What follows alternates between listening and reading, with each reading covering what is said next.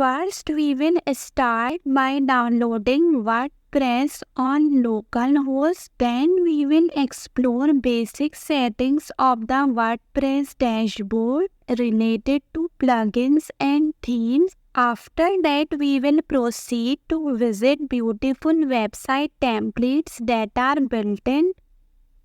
Next, we will import one of these templates.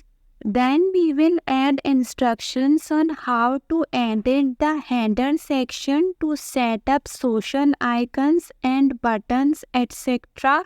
Following that, we will learn how to add a new page to your menu. Afterward, we will explore 3 different methods for designing the website. The first method will involve drag and drop. The second method will use free blocks, and the third method will utilize page templates.